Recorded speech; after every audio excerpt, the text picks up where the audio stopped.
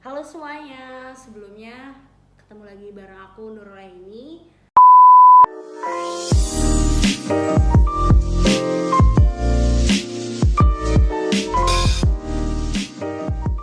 Jadi di sini saya dan rekan saya bakal berbincang santai mengenai dunia gaib ya. Dunia gaib atau bisa kita sebut jaringan informatika mungkin. Bakal menjurus dan meranah ke situ. Jadi di sini di sebelah saya ada rekan saya. Siapa Mbak namanya? Halo, nama saya Putri Rizkika. Terus kesibukannya sebutin gak nih? Ya, boleh. Kesibukannya tuh sekarang kuliah semester 2. OTW UAS, doain aja. Oke. Terus prodinya teknik informatika dong. Oke, jadi kita pas banget nih ya sama anak informatikanya langsung. Jadi sebelumnya historical dulu kali ya. Boleh. Kita tuh teman dari SMK. Iya. Kebetulan dari SMK, satu SMK dan satu jurusan di TKJ. Iya, di SMK-nya, tapi kuliah kita udah beda lagi. Kuliah aku yang lebih keluar sih, dia Iya. linear banget TKJ. Jadi kita tuh satu jurusan, beda kelas doang. Beda kelas. Dan dia tuh salah satu perwakilan dari sekolah yang Juga. dulu ikut lomba tentang jaringan. Alhamdulillah juara 1. Dulu struggle-nya gimana sih pas mau lomba atau pas sekarang juga? Dari nol aja kali ya. Oke, tapi boleh, disingkat. boleh. Dulu tuh kan pas zamannya kelas 10 tuh, karena jujur belajar jaringan tuh pusing gak sih, kayak awalnya tuh Banget. gak kebayang kan. Iya. Bener banget kan, itu kayak Ngerasain ini banget. tuh IP tuh apa, yang dimaksud alamat itu apa, kayak gak bener-bener gak nyangkut di otak. Terus kayak ada satu guru yang bilang ya udah jalanin aja, jalanin dong. Gaya banget.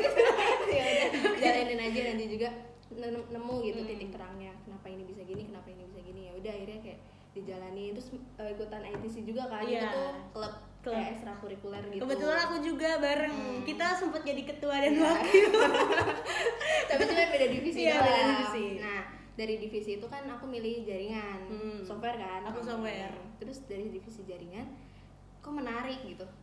Terus dari pembelajarannya juga menarik. Terus kayak benar-benar ngoprek banget. Terus kan kayak menyambungkan sesuatu hal itu seru gitu. Iya, bener. Cuman apalagi kalau misalkan mentok dan kita kayak udah capek banget. Iya. Terus pas ujung-ujungnya ada yang ngasih tahu dan ketemu. Dan itu tuh kayak pencapaian luar Iya, biasa banget gak keren sih? banget sih. Banget. Nah, terus dari ITC itu kan belajar basicnya kayak gimana, terus di kelas juga belajar basicnya kayak gimana. Terus kelas 11 itu tuh ketemu tuh sama yang kayak bosnya alias Oh, Debian itu Debian. kan servernya itu kan. Terus kita belajar dari situ, belajar jaringan dari situ, ketemu yang guru yang enak. Pas banget ya. Pas banget. Dapat guru yang enak banget Iya, dari enak kita tuh. banget ya, walaupun orangnya tuh kayak diem Dingin. gitu. Parah banget ya. Terus kayak susah banget Parah buat banget. ditaklukin. Kayak kita tuh kalau mau ngobrol aja sampai panas dingin, jujur kan? Jujur. Panas dingin. Tapi Kayak apa ya, mau ngadep aja kayak kita tuh harus ngumpulin banyak mental buat banget. siap banget didinginin sama beliau sama gitu. beliau, terus belajar sama beliau kayak di apa sih, diajarin jalurnya tuh kesini loh, kenapa ini bisa kesini, kenapa ini bisa nyambung, alasannya kayak gitu kan. Terus belajar bisa tuh kayak normal lah bisa, terus normal lagi bisa, tiba-tiba dipanggil tuh dulu tuh ke ruang guru buat jadi perwakilannya itu, Ya.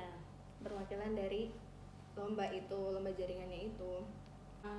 Apa ya, suka duka di kamu kan linear ya, dari TKJ ke informatika Iya, kan linear. linear kan ya.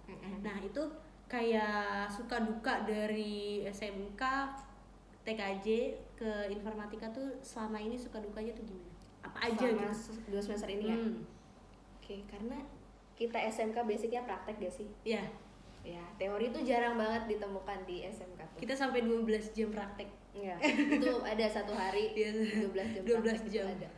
Karena basic anak SMK itu praktek. Terus aku kan masuk ke teknik informatika. Iya. Terus semester 1, semester 2 tuh kebanyakan teori. Pokoknya semester 1, 2, 3, 4 itu kebanyakan teori. Jadi rada ketinggalan aja. Tapi overall emang belajar dari bawah lagi. Kan ada istilahnya yang bilang kayak gini. Ada guru dari jurusan sebelah bilang gini, nggak apa-apa anak SMK 1, 2, 3, 4 ketinggalan mah nggak apa-apa, karena emang basically bukan anak SMK banget gitu, karena isinya tuh teori. Oke. Jadi ya semuanya ngulang lagi dari dari dasar awal. gitu kan ya, dari awal IP, address, pengenalan dan lain-lain. Cuman di situ mah belum belajar IP sih, yang belajar IP tuh di klubnya kayak ITC lagi. Ada klubnya? Ada. Apa tuh namanya? Ada study club. Study club. Punyanya itu apa? Apa sih namanya? Itu tuh proker dari himpunan. Oh, proker himpunan. Himpunannya apa namanya? Himpunan Teknik Informatika dong. Oh, tahu dia. Kukira nggak tahu. Ya kali nggak tahu. Oke. Udah ikut terlibat gak sih di dalam himpunannya kalau di informatikanya? Udah, sedikit banyak udah sih. Oh, susahnya apa tuh? Komunikasi ya. Komunikasinya. Komunikasi. Yang susah komunikasi emang sih. Makanya mungkin susahnya komunikasi, maka terbentuklah jurusan komunikasi. Iya benar emang. Karena jurusan ilkom aja masih bingung mengungkapkan komunikasinya dengan itu karena gitu. Apa ya, komunikasi tuh kayak dilihatnya gampang gitu, padahal tuh nggak semudah itu gitu loh. Ya nggak? Bener-bener ngasih tahu jalannya kayak gimana, biasanya tuh troubleshootnya tuh ada di mana. Terus kayak kenapa ini bisa kayak gini kan, karena kan ilmu kan bukan cuma di sekolah doang kan, dari kakak kelas juga ada banyak ilmu. Terus dari situ kayak udah materinya udah kekumpul semua, ya udah tinggal ngapalin sintak-sintaknya kayak nano, ETC. Tunggu nih kan, teman-teman belum tahu sintak tuh apa kan? Bisa dijelasin secara bahasa yang bukan anak-anak robot gak gitu? Robot banget ya. Sintak itu kayak kodenya. Oh iya. Kode-kode buat masuk ke sistem. Buat Sistem. menjalankan sistem lah ya gitu menjalankan kan. sistem kayak nano itu biasanya sintak buat masuk ke dictionary atau ke perpustakaannya gitu. ETC Ya, ETC kayak gitu kan. Kayak gitu. Nah, bisa ngafalin sintak-sintak. Jujur ngafalin sintak tuh kayak itu kan kode ya, yang namanya sintak kan kode. Terus kodenya tuh suka nyebelin alias susah banget dihafal kan. Iya. Itu tuh nah, cara buat ngafalinnya biar hafal gitu tuh kitanya kudu latihan terus. Kayak dicoba terus gitu Coba kan, terus, secara coba terus. ngulang mulu. Sama mindset tuh penting. Soalnya pas kita mikir ini positif nih, maksudnya mindset kita tuh lagi positif, bisa nih kayaknya bisa, tapi pas kayak kamu berusaha segimanapun, kalau kamu ngomel-ngomel terus sama si sintaknya bener-bener nggak bisa. Sambat dulu ya. Iya, sambat mulu itu tuh nggak bakal bisa kalau yang aku rasain ya. Karena cinta dulu nggak sih kalau ngelakuin sesuatu tuh. Sebenarnya nggak perlu suka, yang penting kayak mencoba. Berteman aja sih. Mencoba berteman terus ya udah jalan bareng gitu buat. Kalau kamu nggak siap-siap banget mah. Jadi gini nih, kan katanya tadi kan ada materinya tuh yang bikin stres gitu kan. Ada nggak sih trik biar kita tuh nggak stres dengan materi yang ada, dengan pembelajaran yang ada, silabus yang udah dibuat dan padat banget gitu. Menurut Putri ada nggak sih kayak cara biar kita tuh bisa jalan terus tapi enggak dengan beban yang gimana banget gitu? Ya ada. Kalau kamu udah rasa stres udah dulu keluar. Istirahat dulu. Iya, karena aku gitu, kalau misalkan stres nih sama Debian sama Sisko yang lainnya misalnya udah stres, udah stuck banget, keluar dulu, nanti balik lagi dia udah jalan lagi. Jadi pas lomba juga struggle-nya tuh kayak gitu juga gak sih? Alhamdulillah tuh pas lomba mah lancar. Itu menurut Putri hal yang paling bikin kamu mumet banget tuh bagian apa di dalam Debian-nya? Di nyambungin jaringannya pas awalnya. Pas awalnya kan dari situ tuh, kalau misalkan dari situnya salah, ke bawahnya salah.